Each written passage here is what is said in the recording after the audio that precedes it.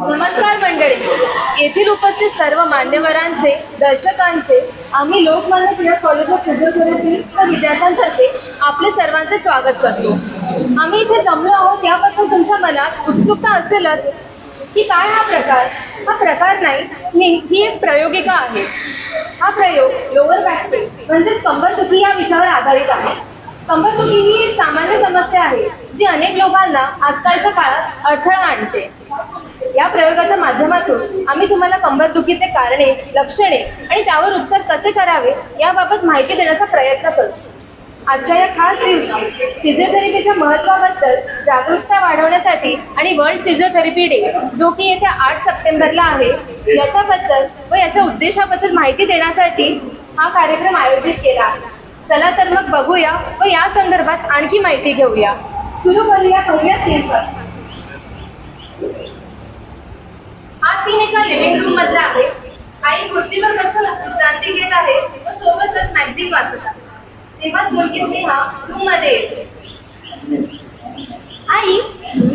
आई मला ना त्या दिवशी दादा बोलत होता की मला फिजिओथेरपी मध्ये शिक्षण घ्यायला हवे, पण नक्की काय असते गं हे फिजिओथेरपी आणि मला त्यांच्या प्रोफेशन बद्दल आणखी माहिती हवी होती। अगं स्नेहा, खूप छान विचार आहे तुझा। एक फिजिओथेरपिस्ट लोकांना बरे होण्यासाठी व त्यांचे आरोग्य सुधारण्यासाठी मदत करतात। खरंच? पण कसं ग? मला आठवते जेव्हा आपल्या शेजारी सोनलताईंनी त्यांच्या व डॉक्टर जय यांच्या भेटीबद्दल सांगितलं होतं की त्यांनी डायरेक्ट ऑर्थोपेडिक डॉक्टरकडे जाण्याऐवजी फिजिओथेरपिस्टकडे जायला हवे होते।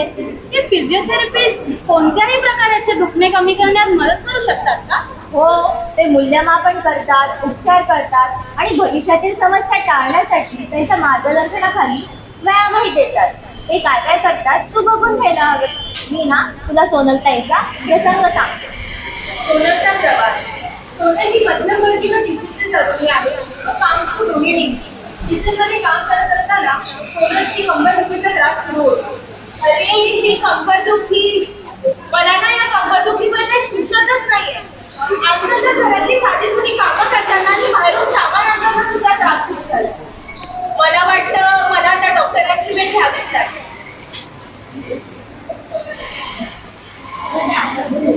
अगं सोनल, हा कसा सोनल आहे? मी ना त्या डॉक्टरांकडे जाऊ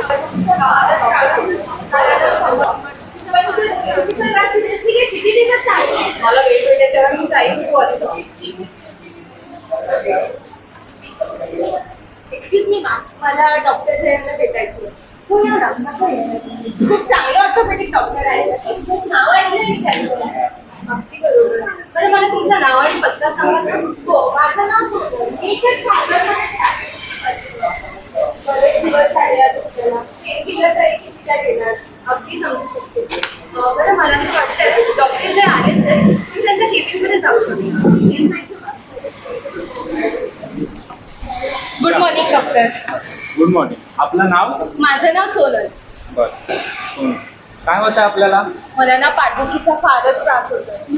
किती दिवस झाले या पाठदुखीला? झाले असतील 2 आठवडे। बरं, काही वजनदार उचललेलं का? असं तर माझ्या काही लक्षात येत नाहीये, पण घरकामे करताना झालं असेल। मग यावर काही उपाय केला घरी? नाही, उपाय तर नाही, पण त्रास अनावर झाल्यावर पेनकिलर्स वगैरे घेतले होते। मग या दुखण्यावर तुम्ही फिजिओथेरपिस्ट त्यांना भेट दिलेली? नाही, फिजिओथेरपिस्ट त्यांना कधी भेट नाही दिली। बरं सोनल, मला असं दिसून येतंय की तुमची ही समस्या फिजिओथेरपिस्ट डॉक्टर राजेश यांच्याद्वारे उत्तम प्रकारे सोडवली जाऊ शकते। ते ह्यामधले स्पेशलिस्ट आहेत। ते तुम्हाला योग्य सल्ला देतील व चांगलं मार्गदर्शनही करतील। फिजिओथेरपिस्ट तुम्ही करू शकत नाही असे ते काय करू शकतात? बरंच काही। फिजिओथेरपी फक्त व्यायामापुरती नाही, तर तुमच्या वेदनांचे मूळ कारण शोधून घेते आणि पद्धतशीरपणे सोडवते। जॉईंट बळकट करण्यास, लवचिकता सुधारण्यास आणि सर्वात महत्त्वाचे म्हणजे तुमची जीवन गुणवत्ता म्हणजेच क्वालिटी ऑफ लाईफ इम्प्रूव्ह करण्यात मदत करते। हो का? तुमच्या सल्ल्यानुसार करते मी डॉक्टर, पण फिजिओथेरपी मध्ये वेळ लागतो का? हे बघा, हे प्रत्येक व्यक्तीनुसार बदलत असते, पण समर्पण आणि योग्य डॉक्टर यांच्या कौशल्यामुळे तुम्हाला वाटतं त्याहून लवकर बदल दिसून येईल।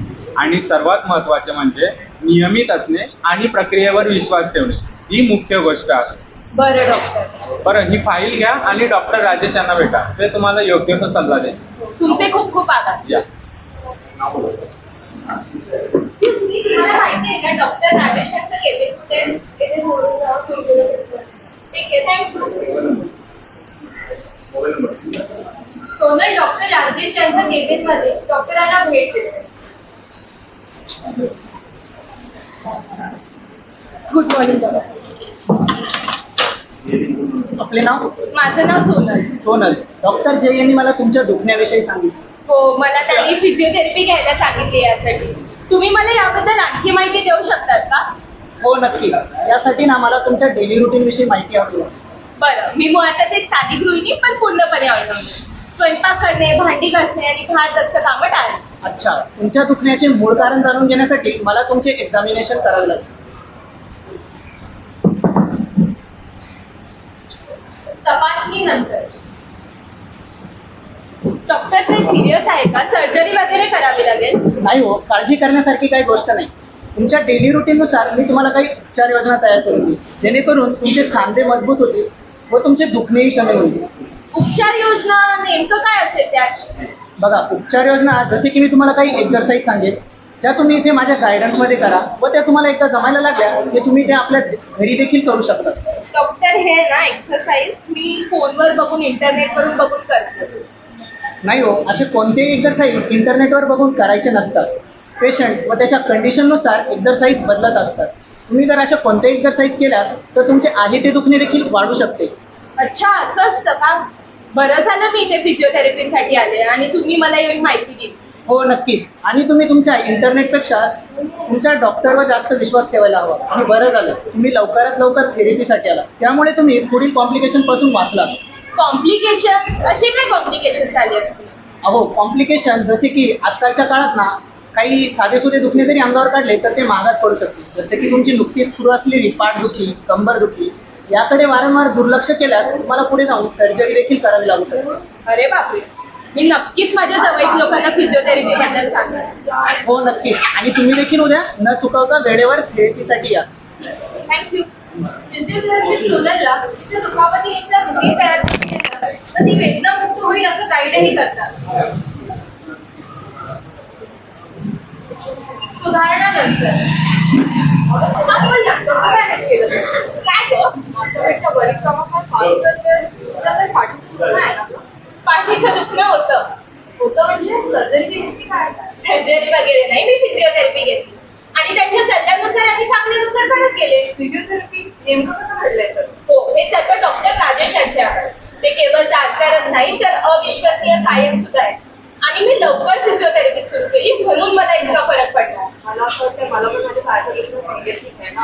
मला डॉक्टर राजेश 15 नक्कीच. आणि ट्रस्ट मी तुला पश्चाताप होणार आणि तुझी ट्रेनही सुटली. तर हे सर्व घडलं होतं. हो का? मी फिजिओथेरपी बद्दल सर्व काही जाणून घेण्यासाठी आणखी वाट लावू शकत नाही. हे खरंच आयुष्य बदलतं. अगदी. आणि कोणाच ठाऊक तुझ्या शिकलेल्या ज्ञानाचा खारीचा वाटा कोणाच्या तरी आयुष्याची वाटचाल सुधारू शकतो. सोनलसारख्या बऱ्याच गृहिणींच्या आयुष्यात सूर्याच्या किरणासारखी असते फिजिओथेरपी. थांबा, अजून संपलेलं नाहीये. तुम्हाला माहित आहे, मला वाटलं नव्हतं फिजिओथेरपी मला इतकी मदत करेल.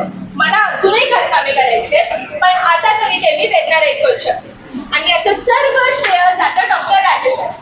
कर्तृत्ववान व्यक्तिमत्व असलेले आणि कौशल्यपूर्ण असलेले पण ते भेट घडवून आणणारे डॉक्टर खरं चांगल्या डॉक्टर सोबतच माणूस सुद्धा उत्तम. पाठदुखी असो, शरीराचे दुखापती असो किंवा शस्त्रक्रियेनंतर बरे होणे असो, फिजिओथेरपी आपल्याला बरे होण्यात महत्वाची भूमिका बजावते. मार्गदर्शनासाठी येथील पहिल्या मजल्यावरील फिजिओथेरपिस्टचा सल्ला घेण्यास संकोच करू नका.